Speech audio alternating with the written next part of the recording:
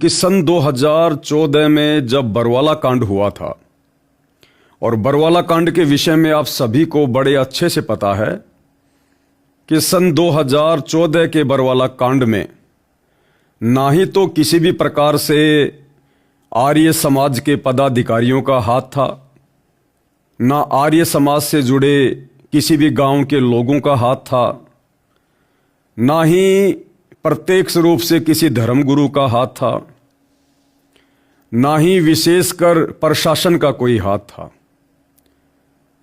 बरवाला कांड 2014 के जन्मदाता सतगुरु रामपाल जी के नालायक भगत थे।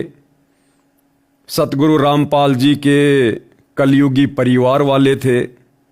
उनके बेटा बेटी भाई बंधु रिश्तेदार जो आश्रम में परमानेंट सेवादार के तौर पर रहते थे, कोऑर्डिनेटर, ये सभी लोग बरवाला कांड 2014 के जन्मदाता हैं। और जब 2014 बरवाला कांड में 19 नवंबर की रात्रि को पुलिस प्रशासन सतगुरु रामपाल जी के पास पहुंचा, और जिस कमरे में सतगुरु रामपाल जी एक बेड पर लेटे हुए थे, उस समय का वो वीडियो भी, वो फोटो भी हमने सोशल मीडिया पर देखी थी।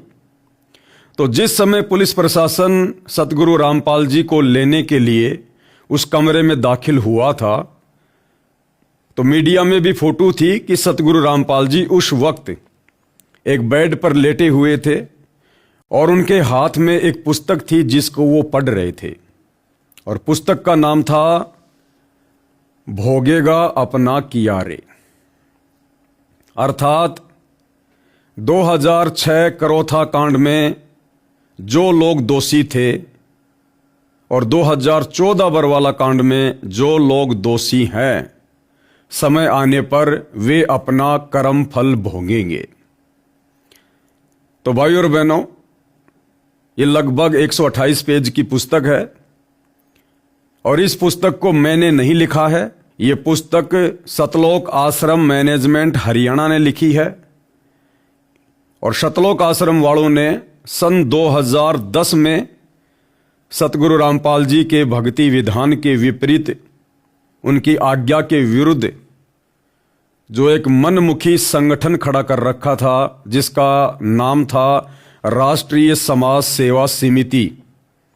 जिस राष्ट्रीय समाज सेवा समिति के विषय में 2014 बरवाला कांड के बाद खुद सतगुरु रामपाल जी ने मीडिया को इंटरव्यू देते हुए कहा था कि आश्रम के बाहर जो गुंडे खड़े हुए थे, जो पुलिस प्रशासन के साथ लड़ाई झगड़ा कर रहे थे, वो मेरे नहीं थे, वो राष्ट्रीय समाज सेवा समिति के थे। आपको छोटा सा वीडियो सतगुरु रामपाल जी का दिखाते हैं। जब मीडिया वाले ने पूछा कि महाराज जी, आपके आश्रम के बाहर इतने गुंडे खड़े हुए थे, क्योंकि सतलोक आश्रम वालों ने संत रामपाल जी के नाम की आड़ में भोले भाले युवा जवान भक्तों को बरगला कर, उन्हें काले कपड़े पहनाकर, उनके हाथों में डंडे देकर, पत्थर देकर, हथियार देकर ये कह रखा था कि भाई अंदर से सतगुरु रामपाल जी का आदेश है कि हम मरें या मारें, लेकिन पुलिस प्रशासन आश्रम के अंदर नहीं आना चाहिए।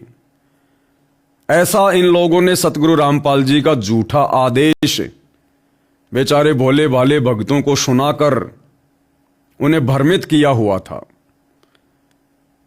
और जब बरवाला कांड हुआ, कई मौतें हुई, और जब संत रामपाल जी पुलिस प्रशासन के साथ रात्रि के समय पंचकुला के लिए निकले मेडिकल मुआयने के लिए, तो रास्ते में मीडिया ने फिर उनकी बाइट ली, और मीडिया कह रहा कि महाराज जी, आश्रम के बाहर जो आपके गुंडे इतने खड़े हुए थे, तो सतगुरु रामपाल जी ने साफ साफ कहा कि वो मेरे नहीं थे, वो राष्ट्रीय समाज सेवा समिति के थे। फिर मीडिया वालों ने कहा कि महाराज जी, समिति भी तो आप ही की है, तो सतगुरु रामपाल जी ने कहा, भैया समिति मेरी नहीं है। साफ साफ मना किया सतगुरु रामपाल जी ने। ये वीडियो आप जी एक बार अपनी आंखों से देख लीजिएगा। आपके ऊपर इतने इल्जाम है सर, आपके ऊपर इतने इल्जाम झूठे कैसे हैं आपके ऊपर? आपके गुंडे इतने खड़े थे वहाँ पे, हजारों आदमी हरियाणा पुलिस से। मेरे नीचे राष्ट्रीय समाज सेवा समिति नहीं तो आपकी समिति है। अरे आपकी समिति है बाबा। आप अपने आप को संत कहते हैं, आप संत कहने लायक भी है? आप आपसे भी जवाब दीजिए। आपके वहाँ इतनी फोर्स, इतने गुंडे, इतने आर्मी खड़ी है हरियाणा पुलिस के ऊपर। तो भाई और बहनों, स्वयं सतगुरु रामपाल जी के मुख से सुनकर आपको यकीन हो जाना चाहिए कि बरवाला कांड 2014 में, उस कांड को करवाने में यदि किसी का हाथ था तो केवल सतलोक आश्रम मैनेजमेंट हरियाणा का था, सतगुरु रामपाल जी के कलयुगी परिवार का था, इन कोऑर्डिनेटरों का था। अन्य किसी का कोई भी रोल किसी भी प्रकार का नहीं था।